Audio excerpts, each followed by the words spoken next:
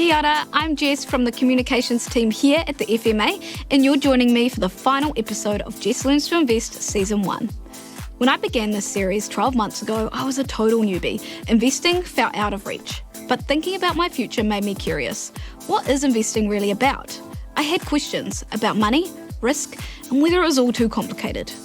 What I've learned from speaking with investing experts is that it's not about being perfect. It's about being informed, curious, and confident enough to start, even if it's just $10 a week. Today, I'll walk you through the biggest lessons from each guest, revisit some standout moments, and share the tips that stuck with me the most.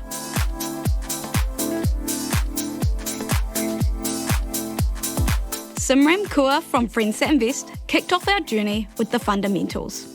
I sat down with Sim to discuss investing basics and how to start. Hearing Simran's story made me realise that you don't have to come from a finance background to start investing. My parents taught me to save, and I'm proud of that, but investing felt risky and out of reach. Sim's journey showed me that it's about starting small and learning as you go.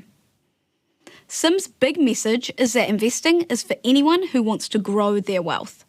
What stuck out for me was thinking about my goals first and then working backwards. I think a simple way to think about investing is it is just a vehicle where you put in money on the hopes, not the guarantee, but the hopes that it gives you a return. So you put in $100 into a vehicle and you would hope that maybe that turns into $110.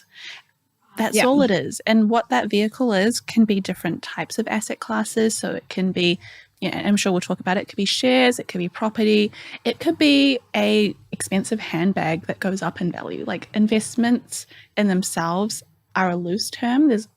But the idea is you're putting money in the hopes that more money comes out the other side. Before this episode, I imagined investing was stressful, risky, and maybe even a little bit like gambling. But Sim broke it down in a way that just made sense. Investing isn't about luck. It's about making informed choices, setting goals, and understanding your own comfort zone. That was a big shift for me. I like to think of investing like going to the gym, and it really feels the exact same for me, where if you go to the gym, you're not going to go straight to the weights section where all the guys are, and you're not going to don't know what you're doing. You're not going to start, lifting the weights the way they are. You're probably going to start on the treadmill, and you're probably going to start by walking, and then you might make it an incline walk, and then you might start running. But, you start off on one side, you're both still at the gym, but, you don't have to start all the way at the end. I've always been someone who wants to get it right from the start, but investing is about progress. I realised I don't have to jump in at the deep end. I can start with what feels safe, build up my confidence, and learn as I go. It's okay to take small steps, and it's okay to make mistakes. This episode helped me let go of the fear of not knowing enough and focus on just getting started.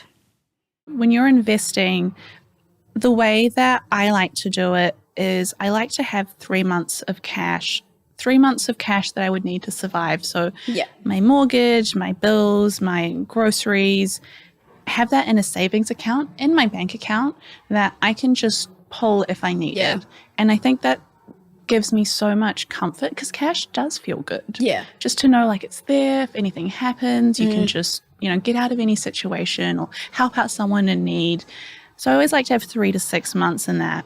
And then once that has built up, then I believe that investing is a really good option because on top of that, if you don't really need that cash and you're thinking, okay, I'd rather put it towards that goal that I have, whether it's to retire early, to get a home deposit, maybe I have kids and I want to start putting money aside for my children, then that money can start going towards the goal that you've set for yourself.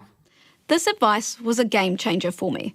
I always thought investing meant putting all my money on the line, and that made me anxious. Investing is not about risking everything. It's about being prepared for life surprises. Investing in an amount that you can afford gives you the freedom to invest without constant worry, and it means you're looking after yourself first. That's something I'll carry with me as I keep learning. Investing makes more of a compounding effect the younger you start, because when you invest a small amount when you're younger, what you experience is this thing called compound interest, which is every single year your investments that you've put in, the $10 a week, that makes, let's say 10% return, just for the sake of easy numbers because 7% would do my head in. I'm trying to do that math. I'm not good with numbers, so yeah, keep it simple. you make, let's say, a 10% return on that, $10. That's awesome. But the year after that, you not only make a 10% return on your initial $10, you also make a 10% return on the 10% that you made the year before. Yeah, okay. And so it starts to go up over time, and you experience this sort of exponential rate of growth, which on average is not a guarantee, but on average can look like the money that you invest starting to double every 10 years. And so the more 10 years that you have, the better your investment outcomes look like. Yeah. And if you're investing for fewer decades, then you need to start putting in a bit more money to have the same return. Sim's advice makes investing feel less intimidating and more achievable.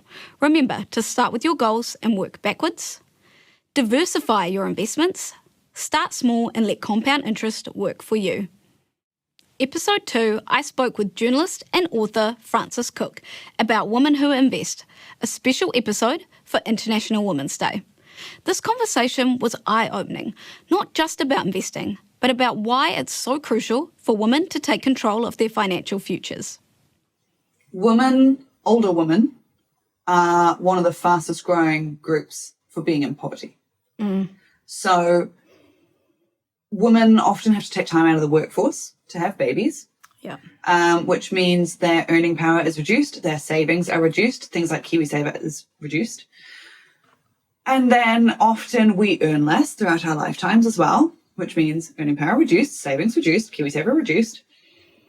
And we often live longer, which means we need more. Yeah. And if you are married, your husband is likely to die first. So if you're relying on him helping you out, possibly not.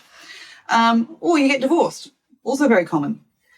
And so women are, the fastest growing group to be in poverty, older women. And that is scary, and it should scare people. I'm sorry to come in like the bad news fairy there. The good news is we absolutely can do something about that. Now, there's a whole bunch of wider society level stuff we should do about that, about supporting women more, especially through those child rearing years. But if we want to focus on what can you do right now, it's learning more and arming yourself with knowledge, because it is actually quite revolutionary. It is an act of resistance and defiance to learn more about money and make sure that other people can't take advantage of you. That is one of the most powerful things you can do. And here's the really good news, is that while women are less likely to invest, when we do invest, we're better at it. Yeah. As an overall general trend, that. Right? Hearing Frances talk about the risks women face if we don't invest was honestly confronting. Things like career breaks, longer lifespans, or even divorce could impact our financial security. This episode made me realise that investing is about protecting myself and my independence. I left this conversation feeling motivated to take action, not just for myself, but for the women around me. Automate everything that you can, because you've got to make it easier for yourself to do the good things and harder to do the bad things that'll hold yourself back. So automating your savings, your investments, your whatever else, making sure that whips out of your account the day after payday so that you stay on track with your goals, whether or not you're feeling motivated that week. That is just massive, because it will build up so much faster than you think. And I think a lot of people have had that experience with KiwiSaver. Now that KiwiSaver has been going for a while, people will check it and go, oh, heck, I've built up quite a lot of money. Yeah, I did that the other day. I was like, ooh, go me. Right? Yeah. And it's just like 3% of your pay, and it builds up really quickly. Frances's advice to automate everything was a game changer. Setting up automated transfers means you don't have to remember or feel motivated every week. It just happens.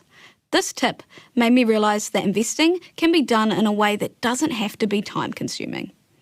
And I don't want to minimise it. It is harder when you're flying solo. I think the biggest thing first is sometimes to just, there will always be tips and tricks, things you can try, things that can make it a little better to get ahead. But I think the first thing is to just give yourself that bit of grace of, yeah, it is a bit harder and you're not crazy. And it's okay to acknowledge that and say, I'm still going to try and get ahead, but it's harder. And that's okay to admit. Her advice to give yourself grace really resonated with me. Life isn't always straightforward, and sometimes things are harder than we expect. I learned that it's okay to acknowledge those challenges and keep moving forward. Automating my finances and being honest about my needs helps me stay on track, even when things get tough. I think a lot of the time people feel like to do investing sort of right, they should be doing a lot. And it's, buying and selling and getting into crypto and doing all these things, being super active.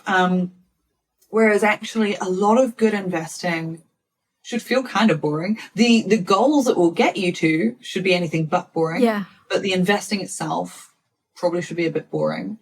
I used to think investing had to be exciting or complicated to be effective. Frances made me realise that boring is actually good. Consistency and patience are what really pays off, and I don't need to chase trends or constantly make changes to succeed. It's easy to feel like investing is not for people like me, but Frances challenged me to question those assumptions. I realised that changing my mindset is just as important as learning the practical steps. It does drive me nuts, the messages that we see aimed at men versus women. You mentioned there about the movies and, Confessions of a Shopaholic. I was going to say, movie. I love that movie. Love it. I love it. But, I just wish that wasn't the main way we saw women depicted.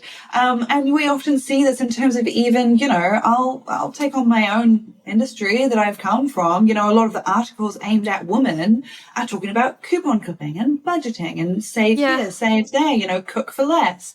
And a lot of the articles aimed at men are about go for that pay rise. Here's how crypto works. Invest and get ahead and build something. And both are useful, right? But the idea of there's only so much you can ever cut back. And you hit a point where you can only make yourself so small. Yeah. Whereas there's no limit on how much you could earn, how much you could build. The limit is how much do you want. And so it does drive me nuts, the messages that we aim at people, because even when it's not explicit, people can take that in and it becomes part of this, one of the most difficult mindsets, I think, to get around because we don't often think it consciously. One of the most difficult mindsets is, that's just not for people like me. Yeah. And that's really hard, especially if you are not thinking it consciously. To get around it, because you will just, before you've even looked at it properly, you'll just go, not for me. Not for me, yeah. And it could be great for you. And I think that's why it's so important to have women speaking about these issues, all types of different women as well. Because if you see someone who you identify with, who you feel is someone like you, then you're like, if they're doing it, maybe I could. And it just gets you past that initial hurdle of not even looking at it. Frances made investing feel achievable and empowering, especially for women. Remember, investing is about protecting your independence and future, especially for women. Automate your savings and investments to make good habits easy. Challenge stereotypes and rethink who is investing for.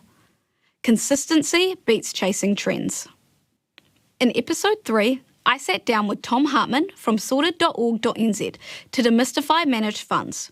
I'd heard the term before, but I never really understood what it meant or how it could help me grow my money. Tom broke it down in a way that made managed funds feel accessible, even for someone just starting out. And managed funds, what they are, and we can just call them funds here, actually. They don't need to be, because all funds are managed by someone.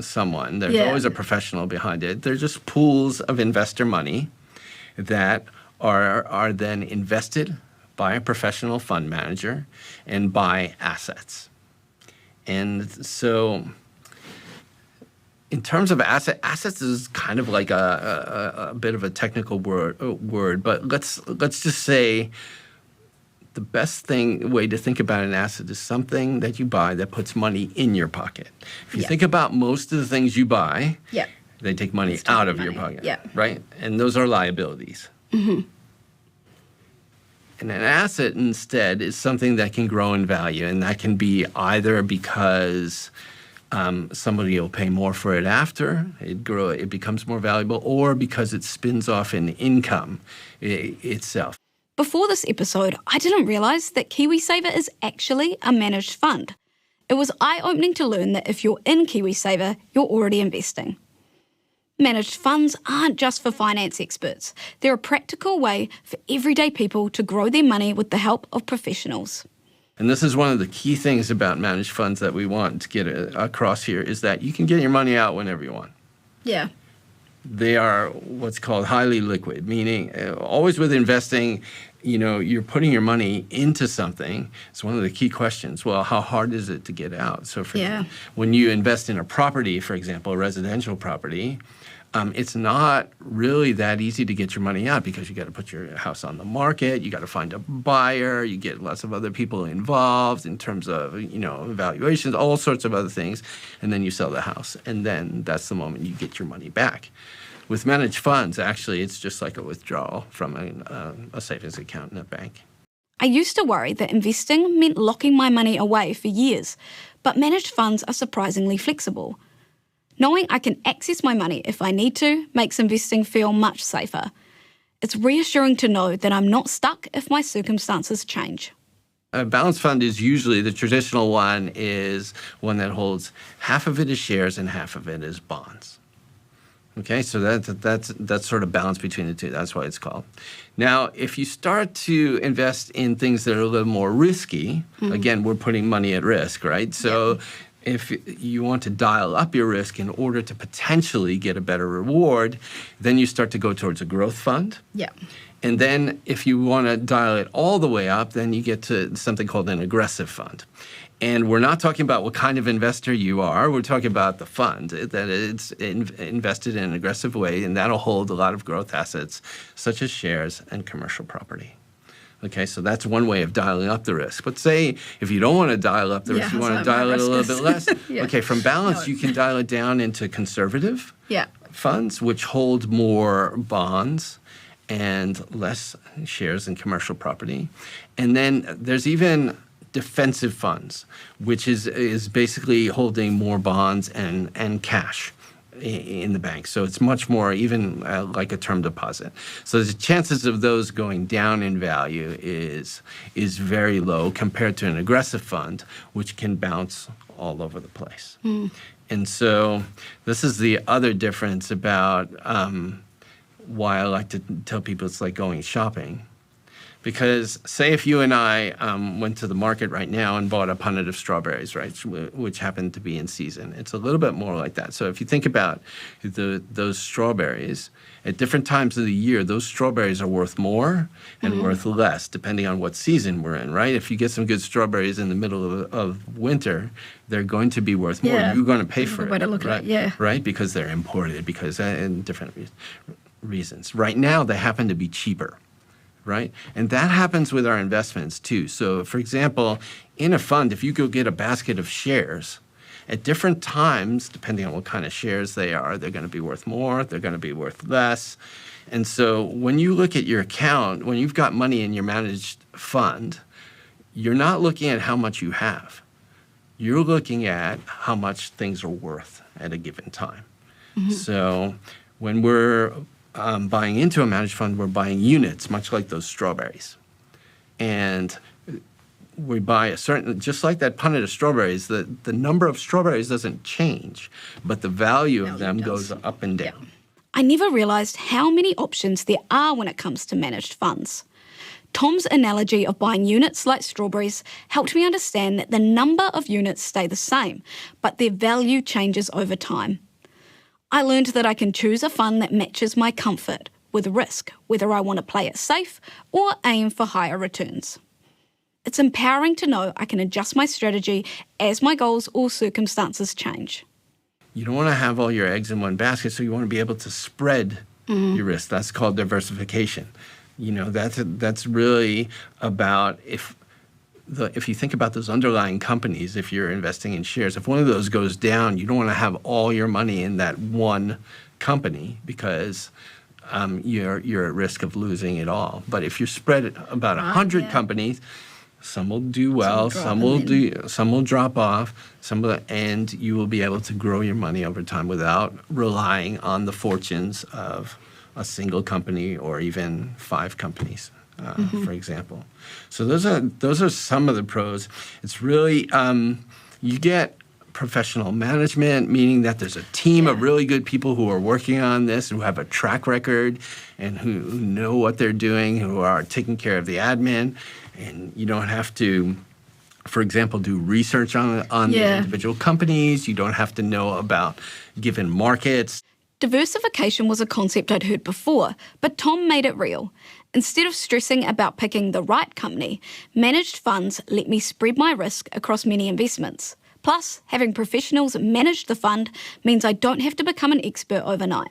Managed funds is this big umbrella that includes KiwiSaver and index funds and ETFs. And I don't know if it helps or not, but let's just say a KiwiSaver fund can be an ETF. A KiwiSaver fund can be an index fund. Like these are kind.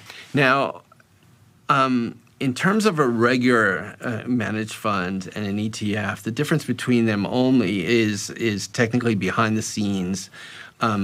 An exchange-traded fund is traded on an exchange, and its value can go up and down during the day because they're being traded all the time. Those units that we were talking about, those strawberries, are being traded all the time. Whereas a typical managed fund might be valued only at the end of the day, and so it would be just once a day. It's not traded on a market. Doesn't really help us to know that much, but anyway, that's technically the difference between a regular managed fund and an exchange-traded fund. What's more important is in any of these funds is what it's holding, what assets it's holding, how much risk is there, right? Whether it's aggressive. So in all of this, you can think about, okay, there's an aggressive ETF, there's a growth ETF, there's a balanced ETF, there's a conservative ETF. So like, in any of these funds, like you can find your type. I used to think setting up an investment was complicated, but Tom explained that it's as simple as opening a bank account. There are plenty of platforms and resources to help you get started, and you don't have to do it alone. If you're unsure, seeking advice from a professional can make the process smoother. Tom Hartman taught us that managed funds are pools of money invested by professionals in assets like shares and bonds. KiwiSaver is a managed fund. If you're in KiwiSaver, you're already investing. Managed funds are highly liquid. You can get your money out when you need it. Choose the right fund for your risk tolerance: aggressive, growth, balanced, conservative, or defensive. In episode 4, I sat down with economist Brad Olson to finally get my head around market volatility, a topic that always sounded intimidating and mysterious. Brad's explanations helped me see volatility not as something to fear, but as a natural part of investing that can be managed with the right mindset and strategy. The simplest way, I think, to put market volatility is how much prices go up or down, just how much they change, and sort of how quickly as well. And it's both of those, I think, that are important. Now, often when we talk about market volatility, if you've got some shares, for example, you don't worry as much about volatility on the upside. If it makes you lots of money, you're pretty happy, right? It's on the downside that people worry about. They buy something at a certain price, $10 a share, let's say, and then if that price is volatile, it goes up to 12, people think, oh, that's quite nice, I've made some money. Then it crashes down to 7, and you go, whoa, I just lost a whole bunch. How did this happen? And so it's changes are uncomfortable to start with, but it's the uncertainty of if it's gone from 10 to 12 to 7 in the space of 4 seconds, you just completely lost the plot. Who knows what's happened? What's driving that? It just feels really uncertain. It feels too quick. You're just sort of a little bit too worried. And that's completely normal because there is so many of those changes. Especially, the last couple of years, there have been times of great volatility. You look at the likes of start of COVID-19. All of a sudden, everyone went, well, I thought that everything in the economy was worth this much. And then all of a sudden, COVID came through. The markets quite rightly generally go, oh, there's something bad coming. I'm just going to sort of hedge my bets, I'm going to wait and worry a little bit more. Share prices generally come down. It's that volatility where sometimes it can go down a lot and then recover a bit. And I think the main challenge with that level of volatility is the uncertainty that comes from it. You're not quite as sure if it's going to go up, if it's going to go down, where it's going to move next, and probably most importantly, why. I used to think volatility just meant prices dropping, but Brad explained it's really about how much and how quickly prices change, up or down. That uncertainty is what makes people nervous, but it's also a normal part of how markets work. Understanding this made me realise that volatility isn't just a threat, it's a signal that things are moving, and sometimes that movement can be positive. Often what happens when we see periods of market volatility, a lot of investors, especially retail investors, they get worried because all of a sudden it looks like generally they've lost money. Like that's the fear factor, right? Is you go, I've put my money in, now it's worth less. And I think one of the instant reactions that people have is, I don't want it to get even worse. So I'll take it all out now. I want to get rid of that risk. I'll sort of pull it out. And often, and we've seen this over time, it depends a lot on what you're wanting your money to do for you, but there is a risk that if you take it out all at once, you may well just lock in what was previously just a paper risk. To give you an example, we had, let's say that you had a share or something worth $100. Bit of volatility over sort of the course of 3 days, it goes from 100 to 200 to 150 down to 90. Now you're going, whoa, this has sort of moved hugely the last couple of days. I'm worried, I'm going to take it out. So you take it out at 90, you've lost $10. Let's say the next day it goes up to 400. Then all of a sudden you're going, well, I just lost, I lost the opportunity to make 310. What's going on there? And so that sort of level of, there's this sort of risk element where people, I think, often go, I need to cut my losses and sort of move it out. And it depends on your investing strategy and most importantly, your risk factor. Now, personally, I'm not going to retire for a good 40 years plus. I don't need my investments to be usable tomorrow. I don't need that money right here, right now. So personally, in my risk factor, I go, just let it be. I'm happy to sort of let it go because we know that time in the market, how long that investment spends there, is generally going to make me better returns than me trying to be a real smart picker and go, this is the right time to buy or sell. That generally doesn't work out all that well. This was a huge learning moment for me. When markets drop, it's easy to panic and want to pull out your money. But Brad explained that reacting too quickly can mean locking in losses that might have only been temporary. I realised that patience and perspective are crucial. Sometimes the best move is to pause, breathe, and avoid making decisions based on fear. I think probably for short-term investors, they are looking or are going to be looking a lot more at that volatility because they're a little bit more worried about sort of how quickly could things turn around. Do they need to cut their losses or not? In terms of, are these fluctuations being driven by something that's generally fluctuating lower, generally fluctuating higher? Do they need to get out or change their position? For longer-term investors, it's a whole different ballgame. For a lot of people, it's probably not, for many, worth doing all that much about it. I think, again, you look at the likes of the start of the start of COVID-19. I had a lot of friends that were messaging me at the time, like, stock market's down, everything looks awful, there's a lot of red ink, what do I do? Oh man, I feel for you, that would have been a hard time, everyone wants your advice. It was so tough, and I remember thinking, I don't know what's happening, and I'm sorry, the best minds in the world don't have any clue at the moment. But I remember saying to them, I was like, look, if you hadn't have looked at it, you probably wouldn't have figured it out for a couple of months. Now, there were some people who, again, they changed their funds, they changed whatever their investment style was, and they probably lost a fair bit of money. Now, you look at where the markets were probably about 3 months on, it had recovered all that space. So I didn't need the money then, I didn't need the money in 3 months' time, I just sort of let it work through. This episode helped me understand that volatility affects short-term and long-term investors differently. If I need my money soon, I should be more cautious about risk. But if I'm investing for the future, I can afford to ride out the ups and downs. It's about matching my strategy to my goals and timeline.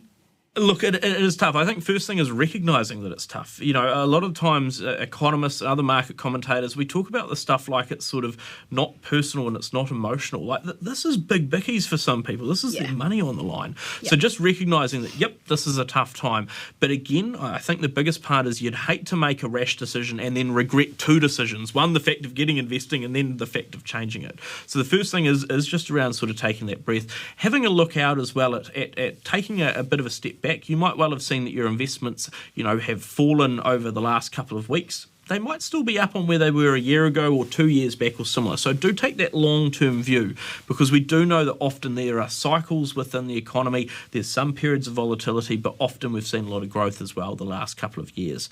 But it would be that sort of taking stock. What I'd probably do the first and foremost is sit down with whoever is in my trusted circle and talk about it. Maybe that's mum and dad, maybe that's some friends, it's the flatmates, the partner, heck, your children sometimes. Like, bounce these ideas off, because I think talking about it makes it a little bit less scary, makes you feel a little bit more in control. This episode made me realise just how emotional investing can be when markets get bumpy. I used to think the smart move was to pull out as soon as things looked bad. But Brad's example showed me how easy it is to turn a temporary dip into a permanent loss. I learned that volatility doesn't just affect the numbers, it can mess with your confidence and decision making. Now I see the value in pausing, checking my goals, and resisting the urge to react too quickly. Sometimes the best thing I can do is wait for the market to settle rather than making a decision I'll regret later. From this episode, Brad taught us that market volatility can make investments feel unpredictable, but reacting too quickly can turn temporary losses into permanent ones.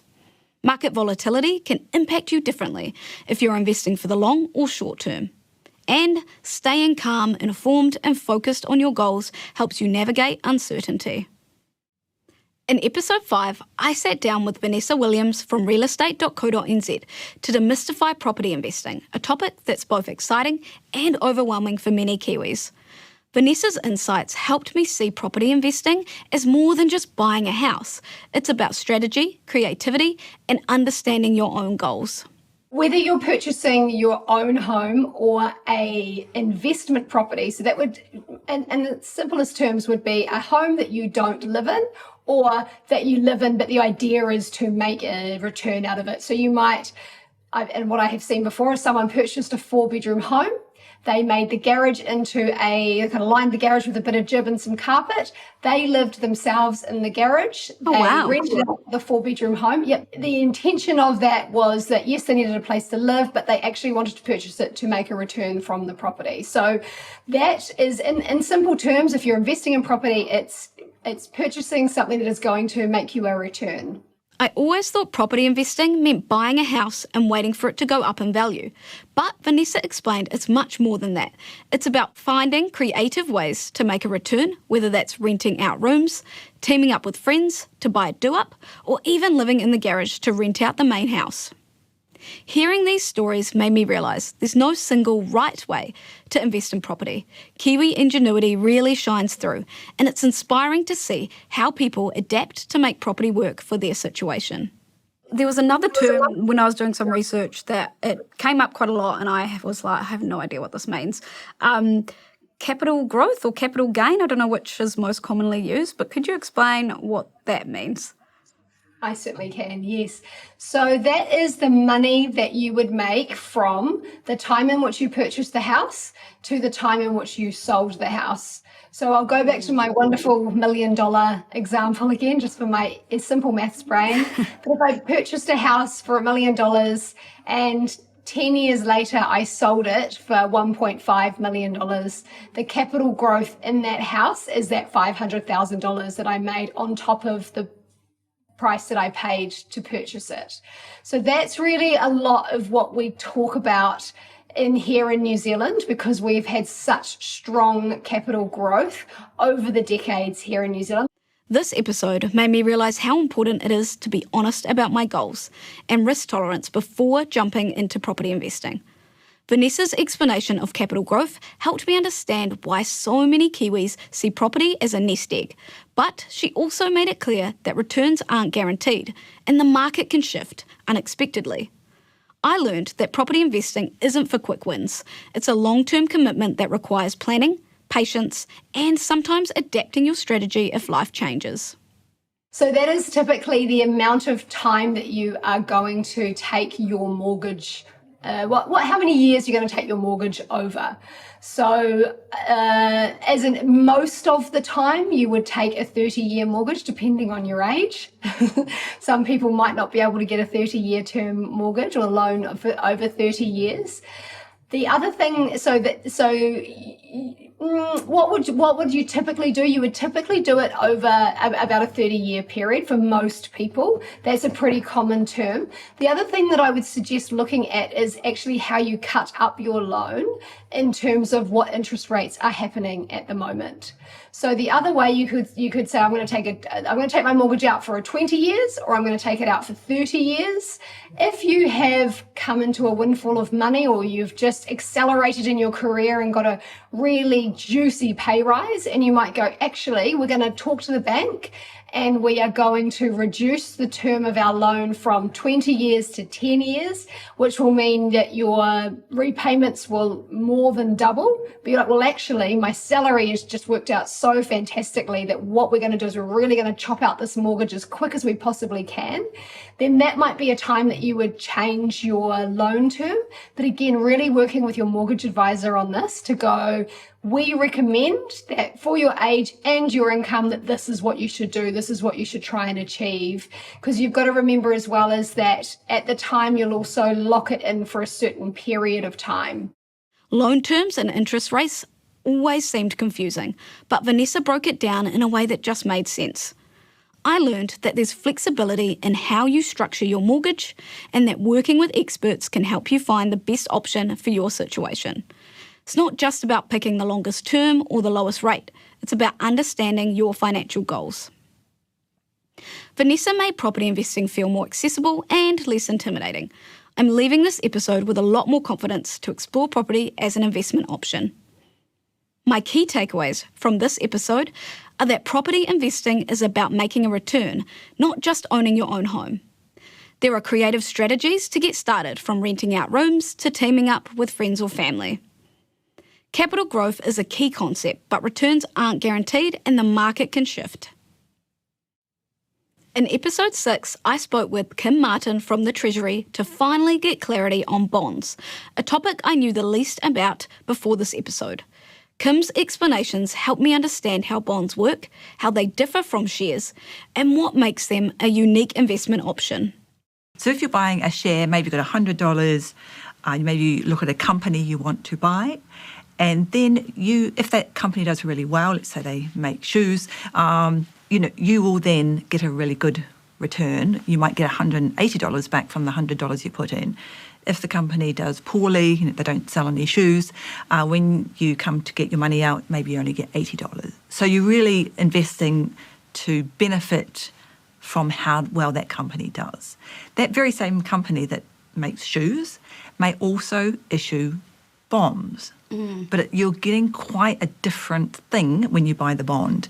So what you're doing there is you're simply saying, I will lend you this $100 on the expectation at the end of a certain time period, you'll give me my $100 back. And along the way, for the benefit of giving you the money, you're going to give me a coupon or an interest rate.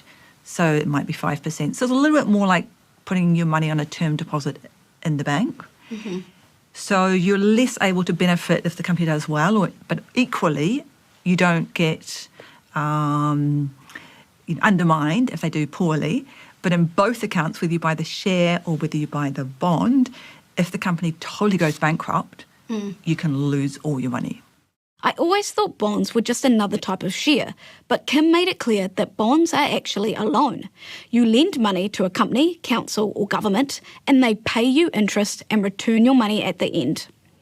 Unlike shares, you don't benefit from the company's success, but you also don't lose out if they don't grow unless they go bankrupt. This stability makes bonds a unique option for people who want more certainty. So initially the way we sell bonds is we actually sell them in the wholesale market, so essentially to banks, and we do it in a bit of a weekly auction. But if you want to buy them in that first, we call it the primary market, you have to be a registered bank and you have to buy them in lots of $1 million. So most people don't have that kind of money they want to invest. So then if you want to buy them more as a retail investor, you buy them on what's called the secondary market.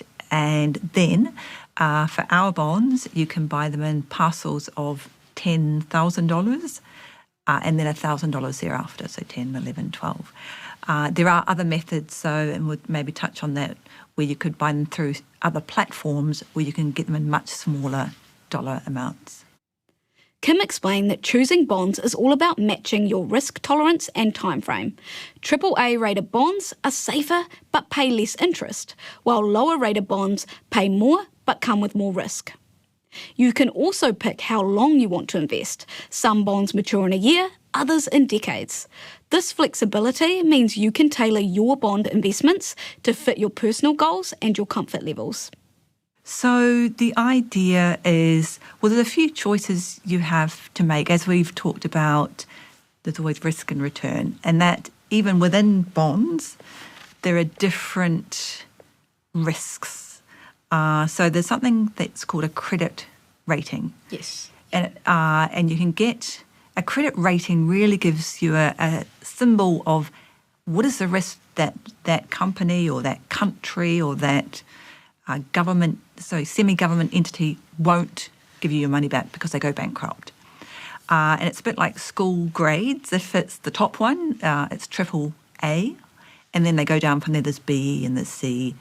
And so why that matters when you think about making money, if you get the one that's got the AAA, it will offer you a lower return, a lower coupon or a lower interest rate, because you can sit there feeling quite comfortable you're going to get your money back. Whereas if you say, well, I'm prepared to take a wee bit of risk, I'd rather buy that one that's got the B- rating, it may offer you 6%, whereas a AAA might offer you 4%. Oh, okay. And that's 4% each year for the time that you own the bond. So you decide, okay, how much risk do I want to take? Then you also decide how much time am I prepared to tie up my money for? And that's what's called that maturity. Okay, yeah. So the maturity is like 5 years or 2 years or Is that also, 10 years. I keep saying the term bond term, is that what that means as well? The length of time? Yes, exactly. Okay. And that's also plays into how you can make money. As a general rule of thumb, there's always exceptions, as a general rule of thumb, if you're prepared to lend your money longer term, a longer maturity, for longer, then you get a higher interest rate. This episode made me realise that while bonds are stable, they come with their own set of risks. It's important to understand who you're lending to, how easily you can sell your bond if you need to, and whether you're comfortable with the complexity of the bond. For beginners, sticking to a simple vanilla bond is a smart way to avoid unnecessary complications. Some of my key takeaways from this episode are that bonds are stable investments. You lend money and get interest, plus your money back at maturity. Bonds are less risky, but not risk-free. Credit, liquidity and price risks matter. You can invest in bonds through KiwiSaver, brokers or platforms, often with small amounts. And you should choose bonds based on your risk appetite, timeframe and investment goals. In episode 7, I sat down with Natalie Ferguson from PowerSuit to demystify shares, a topic that's often surrounded by jargon and hype. Natalie's relatable approach made shares feel accessible, and she shared practical advice for anyone keen to get started. What stood out to me was how she connected investing to everyday life, making it feel less intimidating and more like something I could actually do. Well, firstly, we use stocks, we use shares, we use all sorts of different jargon to explain the same thing. We used to say shopping for shares is the same thing as shopping for shoes. You are buying something. That's all you're doing. And these days you can buy it online in the same way you'd browse through ASOS or something and pick your pair of shoes. You can use an online platform and pick a share to buy. And what a share is, it's actually in the name. It is a share or a slice of a company. So what you're buying when you invest in shares is ownership of a company, which I think is probably why it's kind of exciting for people. I love one of the couple of analogies we used early on at my last startup. At the time, different now, Tesla. Everyone loved Tesla. It was just like this really cool company that was going to change the world. Everyone was walking around with iPhones and MacBooks and wearing Nikes and eating McDonald's. And the idea that you would invest that money in spending to eat the burger. Why not invest it to own a bit of the company and benefit from these things that you really cool like? when you put it like that. Yeah, so that's all investing is in shares, is buying a share of a company and becoming an owner. This part of the conversation really shifted how I think about investing. I used to see shares as something disconnected from my values, just numbers and graphs. But Natalie reframed it as a way to support the companies and industries I believe in. That idea made investing feel more personal and meaningful. It's not just about returns, it's about impact. It also made me think about how we spend money. I buy coffee, clothes, tech, all from companies I trust and love. So why not own a piece of them? That shift in mindset from consumer to co-owner was empowering. It made me feel like I could be part of something bigger, even with a small investment. And it reminded me that investing isn't just about growing wealth. It's about aligning my money with my values. So ETFs are exchange-traded funds. Yep. You buy a fund through a share market. That's all it means. And these funds, and there's so many cool ones. I actually really like these, and I think we should mostly have our money in these funds. They have everything. Like there's one that's a total world. So all the companies that are listed on all the share markets in all the world are bought by this fund. Wow. And you can just put your $100 in that and you own a slice of every company on every share market. Yeah, right. So it just like puts your money out into those companies. Absolutely, yeah. So they buy all the stuff, they have it all in there, and you just own a slice of that fund of all of those things. So there's stuff like that, and there's a whole bunch of them, and they're pretty good because when we talk about diversified, eggs in lots of different baskets, they're the boring things that, like, if all the share markets in all the world went bust and all the companies on them went bust, we would have bigger fish to fry than whether or not our stock portfolios were doing well. But then there's also some really niche ones. So like I think these days people who are interested in crypto, you can actually, rather than investing in Bitcoin, you can buy into a fund that does all that for you. That might be, so you can do that. Or you might be interested in cruising, so you could get a fund that only invests in that, or future technology. And so you can actually shop, and instead of just investing in one company, you might be like, I'm going to invest in this industry. I didn't realise how simple it was to invest in entire industries or even the global economy. Natalie explained that ETFs, exchange-traded fund, are like pre-packed baskets of shares. You don't have to pick individual companies. You can invest in a fund that tracks thousands of companies across the world. She gave examples like the Total World Fund or niche ones like cruise lines or dating apps. That made me realise I can use funds not just to stabilise my portfolio, but also to learn. If I'm curious about tech or healthcare, I can invest in a fund that focuses on that sector and watch how it performs. It's a way to explore without taking on too much risk. Firstly, don't follow other people, because people will talk up. Like, influencers' job is to make themselves look great so that you want to follow them. So they will be talking stuff up. You don't need to do that. And secondly, and this is something that our brains don't really understand a lot of the time, investing isn't a zero-sum game. You can have totally different investments than me, and we can both do equally as well. So you actually don't need to worry about what other people do. You have your own secret source of the knowledge you have, your interests, your whatever it is that you can invest in. And even if, for example, your investments don't do as well as mine, your $100 could turn into $150 and mine's to $152. Have you really lost? Like, you actually, it doesn't so matter. Quickly, so, and it's not about picking the best. It's about picking one that you think is going to be solid, that you feel comfortable investing in. There's no right answer. And I think once you realize that, it kind of takes that weight off, like, which thing? It's like, this thing. This is the right answer for me now. This was such a refreshing reminder. It's easy to get caught up in what everyone else is doing, especially online where people share their wins but not their mistakes. I've definitely felt that pressure to pick the right thing or copy someone else's strategy. But Natalie reminded me that investing isn't a competition. It's about choosing what works for me based on my own interests. I also love the idea that there's no single right answer. We all have different lives, different priorities, and different timelines. So of course, our investments will look different. That doesn't mean that one is better than the other. My top learnings from episode 7 are: choose companies you already know and love. Your spending habits can guide your investing. Use ETFs and funds to explore industries and economies without needing to pick individual stocks. Don't copy others. Your strategy should reflect your own values, interests, and goals. In episode 8, I sat down with Victoria Harris from The Curve to explore ethical investing, what it means, why it matters, and how to actually do it. I've always tried to make ethical choices in my everyday life, like avoiding makeup brands that test on animals, but I hadn't really thought about whether my investments reflect those same values.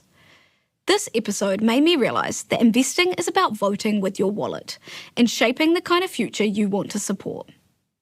You're being an ethical consumer, right? And it's no different being an ethical investor. Like when we invest in companies, that is us giving them, we're voting for that company to be bigger and better in the future. We're voting with our wallet and with our money. We're giving them the money to help grow and continue their success, essentially. So when you combine that concept of investing and overlay your ethics or your values, you want to align that money that you're giving that company with companies that align with your values. And so, it would be like, and also the discrepancy between, a lot of people will, like yourself, be like, oh, I'm not going to purchase this makeup because it tests on animals.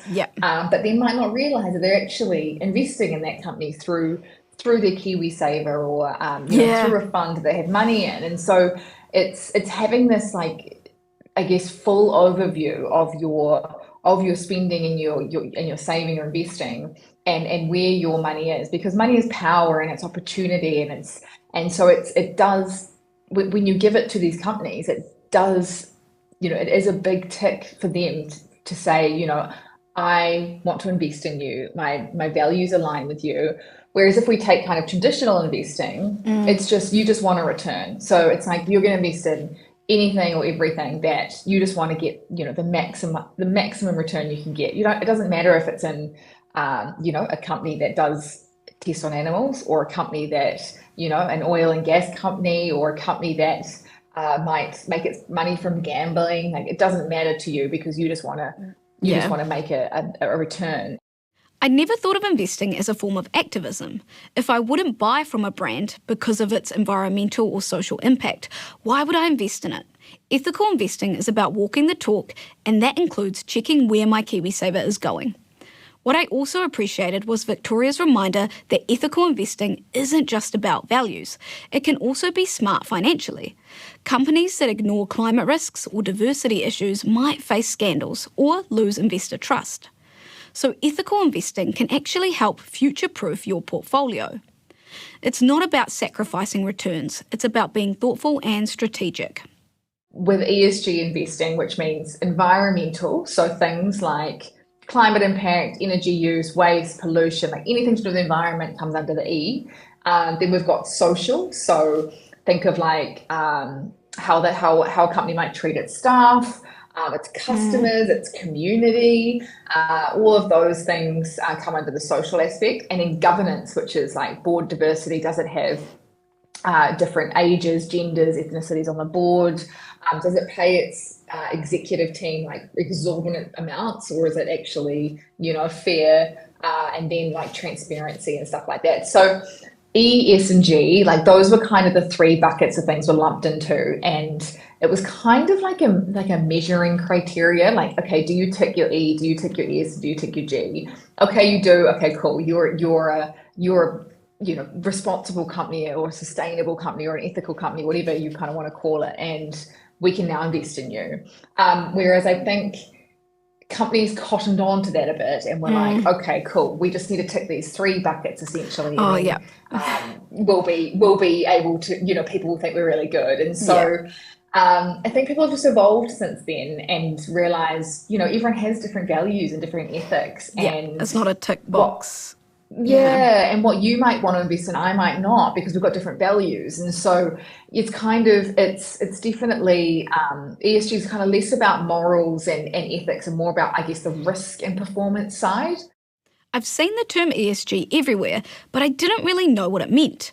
Victoria broke it down, environmental, social and governance, and explained how it became a kind of checklist for companies.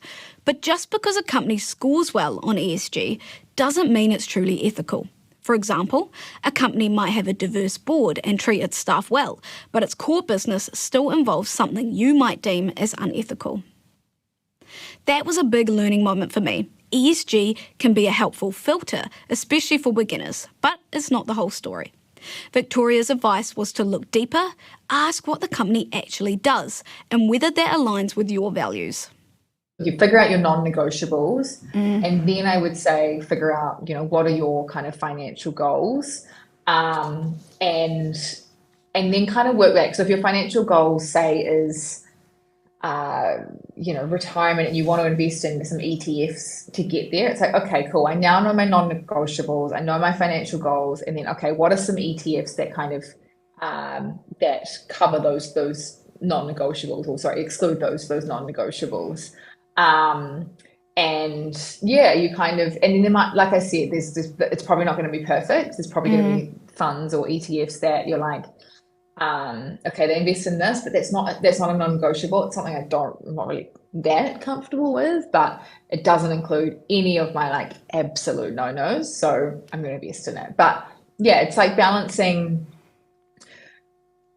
Yeah, it's balancing the financial goal, the financial goal, and then working what do I need to invest in to achieve that goal, and then I guess finding a tilt or a lens or a company or an ETF that suits those ethics that you want to invest in, if that makes sense.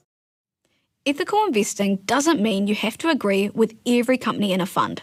It means knowing what you won't compromise on. For me, that might be gambling. For someone else, it could be fossil fuels or weapons. Victoria's advice to define your non-negotiables and then find funds that align with them made the process feel manageable. She also reminded me that there will be trade-offs. Some industries that don't align with my values might perform well in the short term, and I have to be okay with missing out on those returns. But over the long term, investing in companies that are doing good is likely to pay off, and I'll feel better about where my money is going. My key takeaways from episode 8 are: ethical investing is about aligning your money with your values.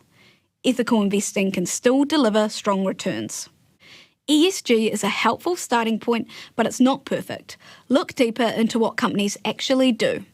And define your non-negotiables, and accept that ethical investing might mean missing out on some short-term gains.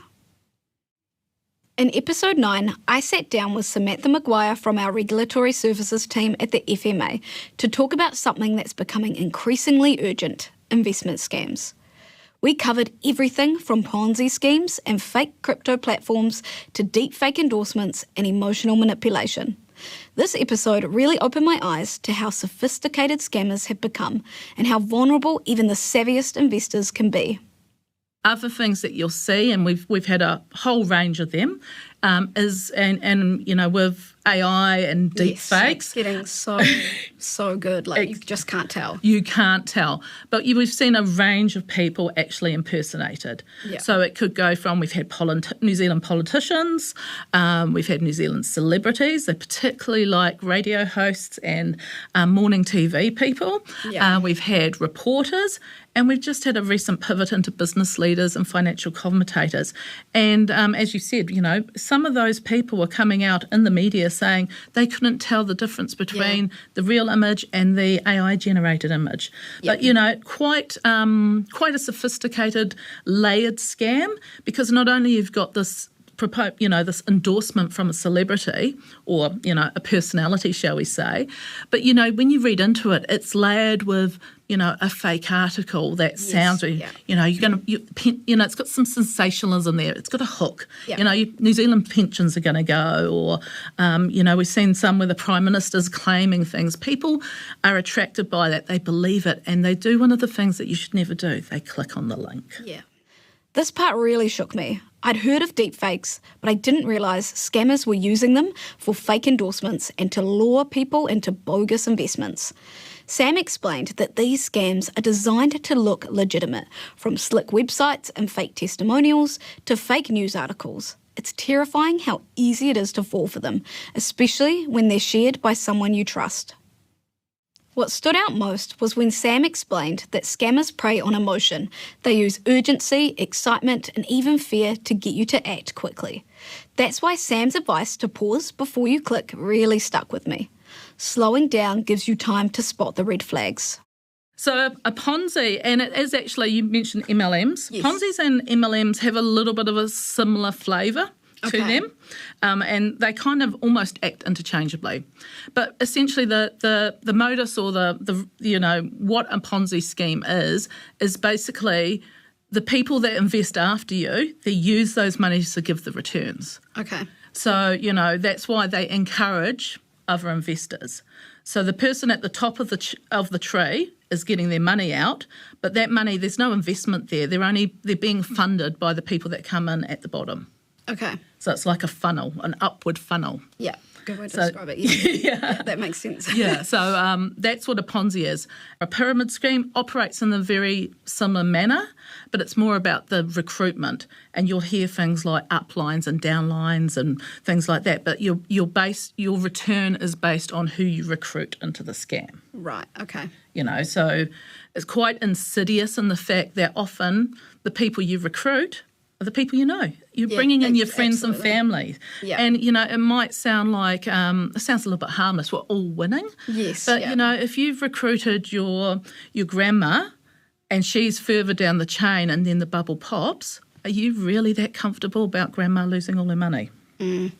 So, so those are two examples. I used to think Ponzi and pyramid schemes were basically the same thing, but they're not. Sam broke it down. Ponzi schemes hide the fact that there's no real investment happening, while pyramid schemes are all about recruitment. Either way, they're built on lies and someone always ends up losing. What hit me hardest was how these scams often spread through friends and family. That makes it even harder to say no because you trust the person who's inviting you in. But as Sam said, just because someone you know is involved doesn't mean it's safe. When you're investing, you need to understand what you're investing in. And, crypto, a lot of people are going on the wave of crypto. Yes, it is. It sounds good. There's a lot of people maybe on some of the social platforms showing their lifestyle. Yeah. They might be up in Dubai, they might be driving a fast car, they might have the nice watch and the nice bag. Yeah. Because they've made it out of crypto. Yeah. But have they really? Have they made it out of the commission they've got for, advertising this platform or endorsing this platform? Yep. So you've got to be very careful. So that's normally what a crypto scam is. It's not actually crypto. Right, okay. It's actually, like in any of the fake platforms, it's a facade. Yes. The other thing that we see quite a bit in the crypto space, again, is signal trading, where people are telling people, trade this, move this money. Again, it is not real signals, and you're often taking guidance from someone who might have just reached out to you in a WhatsApp. Yep. Do you really know what that person's background is? Do you really know how legit these signals are? Yeah, be very careful with WhatsApp for sure. Well, WhatsApp, any unsolicited contact, because you've got to ask yourself, you've got to step back and look at the psychological triggers that people employ, right? Why are they contacting me? Why are they telling me this? It's a little bit too good to be true. Yeah, because I've also seen recovery scams in the crypto space is quite big as well, right? And they operate a little bit differently of sort of targeting people's vulnerable side. Yeah. Recovery scams are, for want of a better word, evil. Yeah. Right. So you've gone through the whole, journey of being scammed. You've had this terrible, horrendous experience, because with scams, when you're a victim of a scam, it's not just the financial loss. It has emotional, psychological, family, social. The impacts of it are immense. But what happens with a recovery scam is you just get smacked with the next one. So they've got your name. The scammers have just, either it's the same crew that are operating, and they just reach out to you because they know your details. Yeah. They know your experience, and they reach out and say, hey, I can help you recover your crypto, the funds that you're invested, the money you've got there.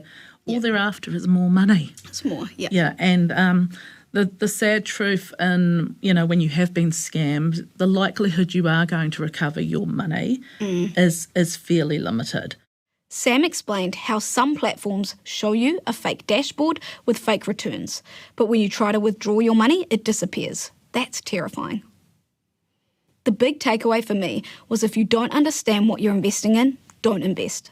It's okay to ask questions. It's okay to walk away, and it's definitely okay to report something that feels off. People approaching you and you're not expecting it. Yeah. You know, so to me, that just goes screams, why? Yeah, why are they contacting me? Yeah, why are they contacting? And the next question I have is, what's in it for them? Yeah. You know, first question, what's in it for me, but what's in it for them? Because why are they contacting me? What's the purpose of this interaction? Mm-hmm. So that's an important question. And the next question is, how are they getting paid for this? Right. You know. Yeah. The other thing I think is, talking about people, not allowing you to ask questions, or when you ask questions, get very agitated on trying to shut you down. Yeah. And then when you're you're demonstrating discomfort or you want to hang up, they've got all these reasons, and maybe another deal comes in, a special offer, and hook you, keep you hooked, keep you engaged, keep you on the line, keep you on the hook. Mm-hmm. So that's another red flag. They're just approached by someone who you weren't expecting. That's too good to be true. Really huge on investment scams, right? Yeah. Because fundamentally, investments do not just go up and up and up. Yeah. Investments are a bit like a roller coaster, they're up and down. So if someone's telling you that, this is guaranteed and there's no risk or there's little risk, that's a huge red flag. Mm. The other thing that they're coming to you at, and, have these people actually understood what your goal is, and what your risk profile is? Because often, as I said, they're an unsolicited approach. They've approached you and they've just created this momentum, this enthusiasm for it, but they actually haven't understood what you need. This part was a wake-up call. Sam laid out the biggest scams and the red flags to watch for. And honestly, some of them are things I've seen online without realising they were scams. The idea that scammers use urgency, act now or miss out, really hit me. It's such a simple tactic, but it works because we don't want to miss out on an opportunity. I also learned how important it is to check if a provider is registered. Sam mentioned the Financial Service Providers Register, and now I know that's a good start to look before investing. And the phrase, too good to be true, really sums it up. If someone promises guaranteed returns, that's not investing, that's a scam. Sam made it clear that we need to stop and slow down. She also taught us that scams can target anyone. No one is immune. Investment scams include Ponzi schemes, pyramid schemes, fake platforms, impersonation, and crypto scams. It's important to look out for red flags such as urgency, unsolicited contact, generic names, too good to be true promises, and constant requests for more money. If you've been scammed, stop all interaction. Contact your payment provider, check what you've shared, and report it to the FMA. In this final episode, I sat down with journalist Peter Griffin to demystify the world of cryptocurrencies. I'll admit, crypto has always felt like an unknown to me. But after this conversation, I feel like I finally understand not just what crypto is, but why it matters, how it works, and what to watch out for if you're thinking about investing. It's really digital money in many respects. The big difference is it's not money that's issued by a central bank, like the Reserve Bank in New Zealand issues the New Zealand dollar, which we all use to exchange value with. Yeah. Cryptocurrencies act as a sort of a digital version of that. And the way I'd sort of describe it, it's like the difference between going from the old mail system where you put a stamp on a letter and you sent it through the mail system, and it took quite a while to get there, and it went through lots of different hands, and then it was delivered to the recipient. It's the old world is that. The new world is email, where it's going instantly, it's going digitally, and there's usually some sort of encryption, so it's a little bit safer than relying on the postman to take it across town and deliver it. So that's the fundamental shift. We're going from so-called fiat currency, which is dollars and notes and coins, to a digital world. But the big difference is that's largely unregulated. It's not issued by a central bank, and there are some efforts around the world to experiment with so-called central bank digital currencies. Like China, has one of those where you actually have the government getting into a cryptocurrency, an official cryptocurrency. Wow. Yeah. We're a long way from that in most Western countries, but at the moment you can go and buy these digital tokens, they call them, which represent value. And all that really underpins that value at the moment is the trust you have in that particular cryptocurrency. Peter made me see crypto as a new form of digital money that operates outside traditional banking systems. Its value isn't set by a government or central bank, but by the trust and demand of its users. For some, that's exciting and innovative. For others, it raises questions about stability and risk. Either way, it's clear that understanding how crypto works is becoming more important as it becomes a bigger part of the financial landscape. Blockchain is the technology that underpins these cryptocurrencies, which, as I said, are decentralized. So the blockchain is like a massive spreadsheet, and all the transactions that everyone is doing that are related to Bitcoin are recorded in this spreadsheet. So it's a very efficient way. It's a public way, so you can see all the transactions that happen on the blockchain. So it's quite transparent. It's also quite secure because you're using cryptography, really complex mathematics to make sure that these systems are kept secure. And these ledgers based on blockchain technology are at the core of making the system work. I'd always heard the word blockchain, but never really understood it. Peter's analogy of a public, secure spreadsheet helped me see why people are excited about the technology. Not just for money, but for things like property transfers or digital identity. It's not just about coins, it's about building trust and transparency into the digital world. At this point in the evolution of crypto, where anyone is asking you to pay in cryptocurrency. Yeah, okay. Good one. I mean, there are legitimate use cases for that, but they're very limited and they're really in the geeky realm still. So, there are some companies that are raising, money for, literally to launch their company, and they're selling coins. So, so that is legitimate. But for the majority of people, when someone is approaching you through social media, and instead of saying go to my website and pay via my Shopify basket, instead of that they're saying send me a fraction of a Bitcoin, that's a red flag straight away. Yeah. And that's unfortunately where people still keep falling into. Yeah. And it's getting better on the banking side where they have things like the payee's name has to match the bank account number and all that sort of thing. So I think that's cutting down on scams. But unfortunately, and it is quite a big rigmarole to get people to pay in Bitcoin if they don't already hold it. They have to set up a wallet, they have to buy some. Yeah. So we went through a wave of that, but I think the returns on that from scammers was found to be a lot lower. So, but there are still plenty of efforts to try and get people to pay for things in Bitcoin. This was a reality check. I learned that if someone asks you to pay in crypto, especially out of the blue, that's a red flag. And while exchanges and wallets can make things easier, they're not foolproof.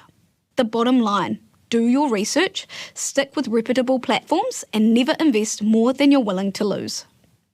Yeah, I'd start really small. As I say, don't start with maybe even thousands of dollars. Start with a couple of $100, and start with the big ones as well.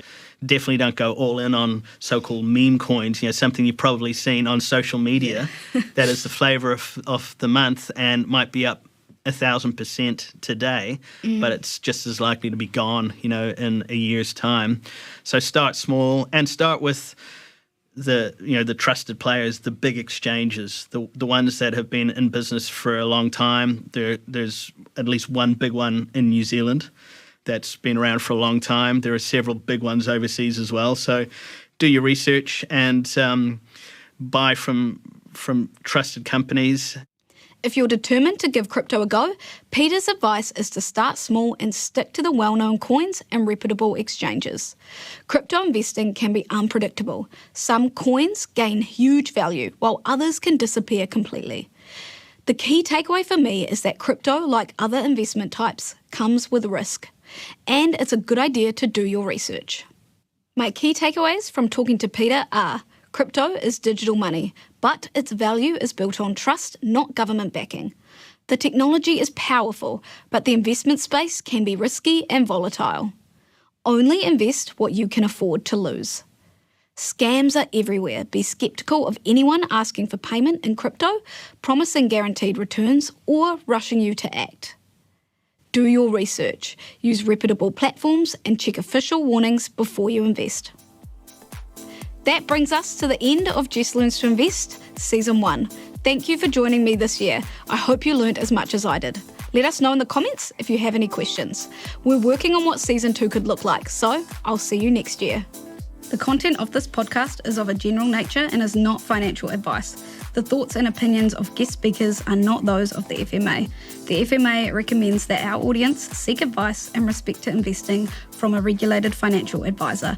The FMA does not accept any responsibility for loss that any person may suffer from following it.